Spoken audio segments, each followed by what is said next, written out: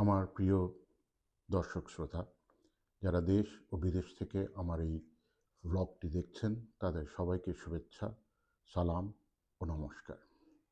আজকে 17ই ফেব্রুয়ারি 2026। আজকে বাংলাদেশে নতুন সরকার শপথ গ্রহণ করেছেন। আমি প্রথমেই এই সরকারের শুভকামনা করি, দেশ ও জাতির স্বার্থে তারা যেন সফলকাম হন। আজকের বিষয় এই সরকারকে নিয়েই। আমাদের গত 17-18 মাস ধরে বিভিন্ন সংস্কার নিয়ে কথাবার্তা হয়েছে। বিশেষ করে বর্তমানে টক অফ দ্য টাউন যাকে বলা যায়, সেটা হলো উচ্চকক্ষ কী হবে, কখন হবে, উচ্চকক্ষ কিভাবে নির্বাচিত হবে। তাই আমি আজকের পর্বের নাম দিয়েছি to be or not to be, upper house PR or not PR. এখন উচ্চকক্ষটা কি সেটা একটু জানা দরকার এবং কেন দরকার বাংলাদেশের প্রেক্ষাপটে। এই রিফর্ম এজেন্ডায় উচ্চকক্ষটাকে নিয়ে আসা হয়েছে যে বাংলাদেশের ক্ষমতার এক কেন্দ্রিকতাকে বিকেন্দ্রিক করে স্বৈরাচারী সরকার যাতে নাকি না হয়, সেজন্য একটা চেক অ্যান্ড ব্যালেন্স করার জন্যই উচ্চকক্ষ তৈরি করার সিদ্ধান্ত নেওয়া হয়েছে। আসুন দেখি কোন কোন দেশে কিভাবে এই উচ্চকক্ষ কাজ করে। আমাদের পার্শ্ববর্তী দেশে ইন্ডিয়ায় রাজ্যসভা নামে উচ্চকক্ষ আছে, জাপানে আছে, অস্ট্রেলিয়া আছে। এই তিনটা দেশই সংসদীয় গণতন্ত্রের দেশ, তাই এদের সাথে আমাদের কম্প্যারেবল হতে পারে।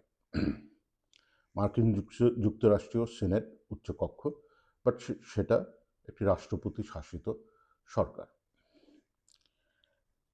এখন জাপান, ইন্ডিয়া অথবা অস্ট্রেলিয়া কিভাবে এই উচ্চকক্ষের সদস্যরা নির্বাচিত হন। জাপানে প্রিফেকচারগুলোতে individually a group of people list বেসিসে পিআর পদ্ধতিতেই নির্বাচিত হন। ইন্ডিয়াতে ইনডাইরেক্ট পদ্ধতিতে ইন্ডিয়ার প্রাদেশিক যত বিধায়ক আছেন তারা তাদের রাজ্যসভার সদস্যদেরকে নির্বাচিত করেন 250 জনকে। এর বাইরে রাষ্ট্রপতি মনোনীত 7 জন কি 8 জনকে উচ্চকক্ষে রাষ্ট্রপতি সময় সময় মনোনীত করেন। বাংলাদেশের ক্ষেত্রে যে প্রপোজালটা দেওয়া হয়েছে সেটা একটা ওয়ান কনস্টিটিউয়েন্সিতে 100 জনকে বলা হয়েছে। এখন বিতর্ক চলছে এই 100 জন কিভাবে নির্বাচিত হবেন। বেশিরভাগ রাজনৈতিক দল মতবাদ দিয়েছে যে পিআর অর্থাৎ প্রপোর্শনাল রিপ্রেজেন্টেশনের বেসিসে নির্বাচিত হবেন। সেটা কি? সেই এবার যে 12ই ফেব্রুয়ারি যে ইলেকশন হলো, তাতে পপুলার ভোট হিসাবে বিভিন্ন দল কতটা ভোট পেয়েছে সেই বেসিসেই উচ্চকক্ষ নির্বাচিত হবেন। এবারকার নির্বাচনে প্রায় 51% মতো বা 49% মতো ভোট পেয়েছে বিএনপি, এবং সেই হিসাবে প্লাস অ্যান্ড মাইনাস একটু এদিক সেদিক হবে। বিএনপি পাবে 51টা সিট, জামাতে ইসলাম পাবে 33টা, এবং সব আদার্স পার্টি যারা আছে আমি তাদেরকে একসাথেই রেখেছি তর্কের খাতিরে, 16টা সিট পাবে। এর মধ্যে যারা স্বতন্ত্র আছেন তাদের জন্য তাদের ভোটটা এই 16 জনের মধ্যে আসবে।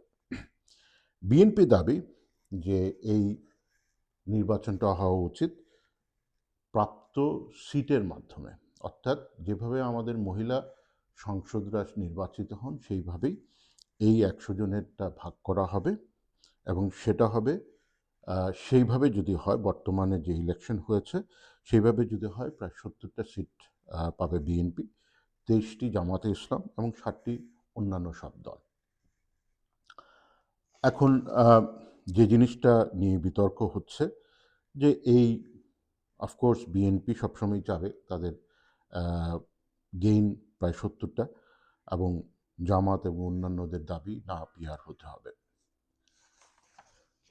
এখানে আরেকটা জিনিস অবশ্যই বিচার্য, যে আমরা এই 100 জনের নাম তো জানি না। এখন এসে এই 100 জনকে আমরা কিভাবে নির্বাচিত করব? কারাই বা তারা, কেন তারা আসবেন, তাদের যোগ্যতা কী? নর্মালি অন্যান্য দেশে যেমন জাপানে একটা লিস্ট দেওয়া হয় যে 10 জন এই প্রিফেকচার থেকে আসবেন, প্রপোর্শনাল রিপ্রেজেন্টেশনে একটা দল যতগুলা ধরেন 50% ভোট সেই প্রিফেকচারে পেল, তারা 5 জন উচ্চকক্ষের সদস্য নির্বাচিত করবেন। অন্য দল পেল 30%, তারা 3 জন পাবেন, অথবা আরেকজন পাবে 20%, তারা 2 জন পাবেন। আমাদের ক্ষেত্রে আমরা জানি না এই 100 জন কারা। সো আমার প্রথম যেই জিনিসটা নিয়ে আমি একটু বিচলিত, যে এই 100 জন এখন যেভাবেই হোক, পিআর পদ্ধতিতে হোক অথবা এমপি যারা আছেন তাদের প্রপোর্শনেই যদি দেওয়া হয়, এখন এই 100টা সিটের বেচাকিনি হবে। যাদের কাছে টাকা আছে তারা দলকে দিবেন এবং সেই দলরা তাদেরকে নমিনেশন দিবেন, এবং যেহেতু এটা অলরেডি ডিসাইডেড, এইসব উচ্চকক্ষের সদস্যরা নির্বাচিত হয়ে আসবেন। এখন ঠিক আছে, পিআর হোক নন পিআর হোক, ভালো হতো যদি আমরা আগের থেকে লিস্টটা জানতাম এই 100 জন কারা সব দলেরই, তাহলে আমাদের জন্য একটু ভালো হতো। আরও ভালো হতো যদি আমরা আমাদের যে বিভাগীয় আছে এই বিভাগীয়দের মধ্যেই ভাগ করে দিতাম এই 100টা সিট, তবে তাহলে এই উচ্চকক্ষের সদস্যরা একটু দায়বদ্ধতা থাকতো তাদের এলাকার জন্য, সেটাও একটা ভালো দিক হতো। এখন প্রশ্ন আসে, ওরা কি করবেন? উচ্চকক্ষের সদস্যরা কি কাজটা করবেন? প্রথমত, জাপান, ইন্ডিয়া এবং অস্ট্রেলিয়াতে উচ্চকক্ষের সদস্যরা ক্যাবিনেট মিনিস্টার হিসেবে জয়েন করতে পারেন। তবে একটি লিমিটেশন থাকে, সার্টেন পার্সেন্টেজের বেশি উচ্চকক্ষের সদস্যরা ক্যাবিনেটের সদস্য হন না। আমাদের পার্শ্ববর্তী দেশের পররাষ্ট্রমন্ত্রী জয়শঙ্কর, তিনি উচ্চকক্ষের মেম্বার।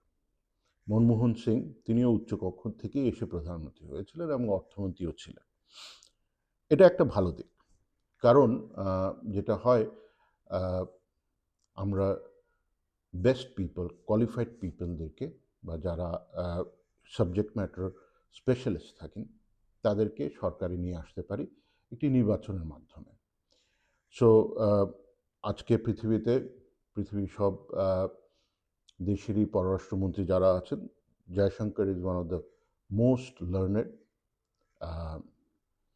হাইলি এডুকেটেড, আইসিএস থেকে উনি কাজ করেছেন, পররাষ্ট্র সচিব ছিলেন, তার বাবাও ছিলেন একজন আইসিএস অফিসার, এবং বহু ভাষায় কথাবার্তা বলতে পারেন, উচ্চশিক্ষিত। তার পলিটিক্যাল ভিউর সাথে আমি হয়তো একমত নই, কিন্তু তার জ্ঞান, তার প্রজ্ঞা, তার দেশের জন্য ফরেন পলিসিতে তার অবদান অনস্বীকার্য। এবং এই জিনিসটা উচ্চকক্ষের মাধ্যমে তিনি ভারতকে দিয়ে যাচ্ছেন। মনমোহন সিং বিশিষ্ট অর্থনীতিবিদ ছিলেন, তিনি যখন অর্থমন্ত্রী ছিলেন বা পরবর্তীতে প্রধানমন্ত্রী ছিলেন, তিনিও কিন্তু রাজ্যসভা থেকে এসেছেন। জাপানে অনেক মিনিস্টার, প্রাইম মিনিস্টার, তারা উচ্চকক্ষ থেকে এসেছেন। সো এই কাজটা ক্যাবিনেটের অংশ হিসাবে উচ্চকক্ষের সদস্যরা করতে পারেন, যেটা আমাদের দেশে বর্তমানে টেকনোক্রেট মিনিস্টার হিসেবে আছেন। তারা এই টেকনোক্রেট তখন আর থাকার দরকার নেই। সরকার, যে কোনো দল, তারা উচ্চকক্ষের সদস্যদের মাধ্যমে, যদি সংবিধানে এটা আসে, তবে তারা এই বিশিষ্ট ব্যক্তিরা, যারা প্রফেশনাল, যারা তাদের ক্ষেত্রে সবচেয়ে ভালো উৎকৃষ্ট ডিগ্রিধারী এবং বিভিন্ন অভিজ্ঞতা সম্পন্ন লোকদেরকে আমরা এইভাবে সরকারে নিয়ে আসতে পারি। আরেকটা ভালো কাজ হতে পারে উচ্চকক্ষের মাধ্যমে, যে বিলগুলো পাস হয়, যেহেতু উচ্চকক্ষকে যদি আমরা সাবজেক্ট ম্যাটার স্পেশালিস্ট দিয়ে নিয়ে আসি, এবং এখানে বিগেস্ট কোশ্চেন, যদি নিয়ে আসি, তবে এখানের মধ্যে বিশিষ্ট আইনজ্ঞ, বিশিষ্ট বিজ্ঞানী, শিক্ষাবিদ, বিশিষ্ট অর্থনীতিবিদ, পররাষ্ট্র বিষয়ে বিশিষ্ট ব্যক্তিরা, পূর্ববর্তী সরকারের সচিব বা সিনিয়র সচিব যারা ছিলেন, তারা সার্টেন পিরিয়ড পরে এখানে উচ্চকক্ষে আসতে পারবেন এবং তখন একটা বিল যখন নিম্নকক্ষ থেকে পাশ হয়ে আসবে তখন এটাকে বেটার স্ক্রুটিনাইজ করা যায়, কারণ এখানের মধ্যে সাবজেক্ট ম্যাটার স্পেশালিস্টরা থাকবেন এবং বিভিন্ন কমিটিতে থাকবেন। সেটা একটা যে কোনো আইনকে আরও শুদ্ধ করতে, পরিপক্ক করতে সাহায্য করতে পারে। এবং সবচেয়ে বড় যে জিনিসটা যার কারণে এই সংস্কারের কথা বলা হচ্ছে সেটা হলো চেক অ্যান্ড ব্যালেন্স। বিশেষ করে সংবিধান সংশোধনের ক্ষেত্রে উচ্চকক্ষের একটা বড় ভূমিকা থাকে এবং চেক অ্যান্ড ব্যালেন্স ক্রিয়েট করা হয়। সবই কি ভালো? না, এখানে কিছু কিছু ক্ষেত্রে একটা প্রবলেম সৃষ্টি হতে পারে, যেই কারণেই বিভিন্ন দেশে এই পদ্ধতিতে করা হয় না। একটা যে কারণটা হলো যে ব্যুরোক্রেটিক ডিলে হয়। যেহেতু একটা আইন পাশ করতে নিম্নকক্ষতে প্রথমে পাঠ করা হয়, একবার দুইবার কমিটিতে যায়, আবার আসে, পাশ হয়, তারপরে উচ্চকক্ষে যায় এবং সেম প্রসেস আবারও চলে। সো উচ্চকক্ষের অনেক কাজ অ্যাকচুয়ালি নিম্নকক্ষে যদি শক্তিশালী কমিটিগুলো থাকে এবং সেই কমিটিগুলোতে যদি স্পেশালাইজ পিপলদেরকে এমপ্লয় করা হয় দ্যাট এইড টু দ্য সংসদ সদস্য, তবে এই কাজটা কিন্তু সেখানেই করে ফেলা যায় এবং এই ডিলেটা নাও করা যেতে পারে। আরেকটা সবচেয়ে বেশি প্রবলেম যেটা হয়, যেটা উচ্চকক্ষ পাকিস্তানের বেলায় আমরা দেখতে পাই, প্রচুর ধনবান ব্যক্তি, পাকিস্তানে আপনারা জানেন কয়েকটা পরিবারের হাতেই বেশিরভাগ সম্পত্তি আছে, দে বাই দিস টিকেটস।